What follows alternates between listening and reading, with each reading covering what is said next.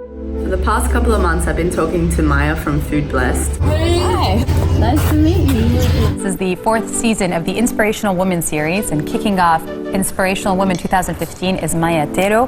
Maya co-founded FoodBlessed, a local hunger relief initiative that works with restaurants and businesses to use their surplus to deliver to those in need. Take a look. A lot of people ask me why I'm the way I am. I really don't know. I thought about it one time. It's like, why I'm the way I am. I only feel like happy when I'm like in the service of others. But I mean, each person has their purpose in life, and I think that is mine. So at the time that the FoodBlessed idea came to be, I was around 25. So when we started off, a lot of people said you won't make it past the first year because you have no budget. Since 2012 till now, we've been able to distribute over 450,000 meals.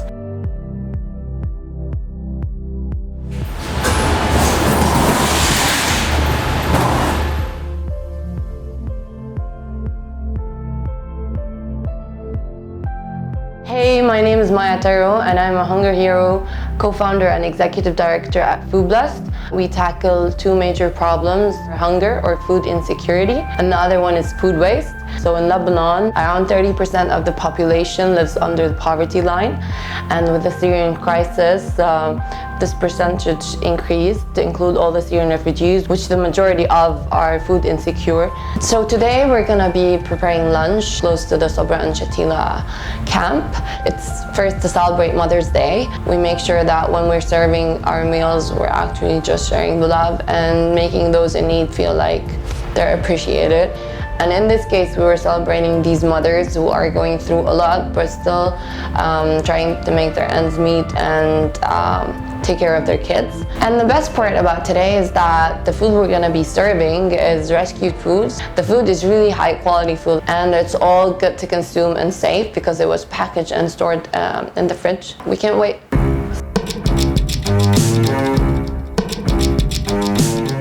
Mostly the women will be Palestinians, but there's also Lebanese and Syrians. Kids of these mothers come to this center. Most of the students here either never went to school or dropped out of school, so they teach them like the basics like math and science and reading, literacy. Once the kids are done with the crowns and storytelling, they'll kind of come up and then their moms will go meet them. And we have this awesome idea of taking Polaroid pictures of each mom and their kids and giving it as a souvenir there so that they remember. It's amazing that all of the food today was going to the garbage, but instead we're using it to make an awesome event and sharing the love, basically. Eat bellies, not rinsed. That's what we're all about.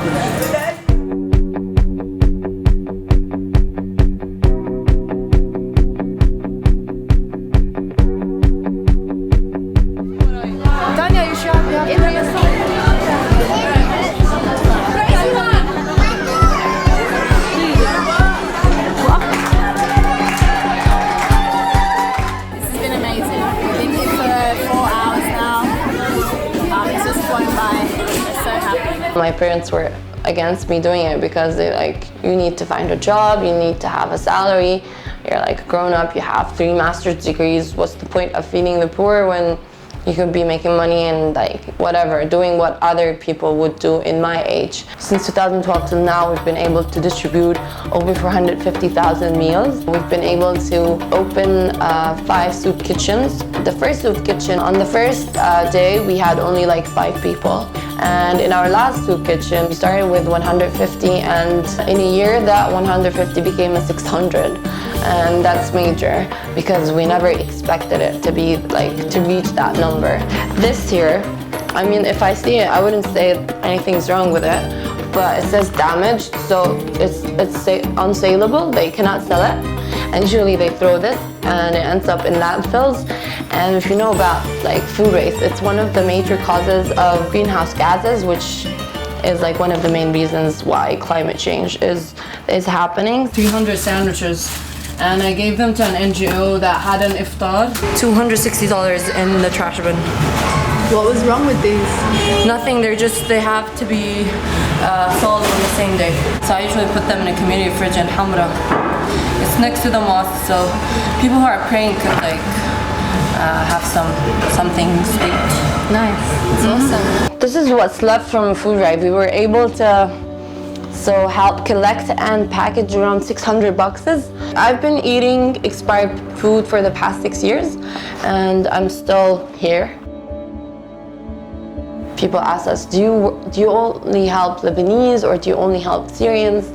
And our reply has always been and will always be, we help anyone in need. More than just doing what we do, we have to make others aware of it and how they can be also part of the solution. How we do that is pretty special because we're community-based and voluntary-driven, which means that everything we do is made possible thanks to the efforts of the community and the volunteers whom we call Hunger Heroes, because we believe they are ordinary people doing extraordinary things. Like I always say, you don't need superpowers to be a hero. What it really takes is just a bit of your time and compassion.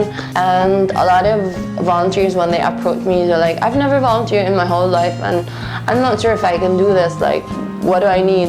And I say, first of all, you have to have like a really nice smile. Small acts, when combined, can have a huge impact. I think everyone has something in them that they can use to make this world a better place. Tomorrow is never guaranteed, and the world needs you now. It doesn't need you tomorrow or in a couple of years. Doing FoodBlessed or what you love is really time-consuming. It takes a lot of yourself, and that's not a bad thing because, I mean, who wouldn't want to do what they love, basically?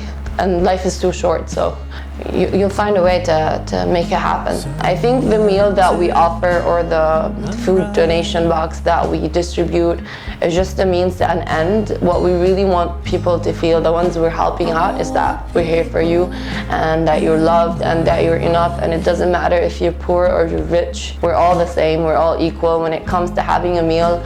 We believe that food is love, and when you share it, you're just sharing that love with others. More than anything, FoodBlessed is empowering in that it just gives you this feeling that you can do the impossible.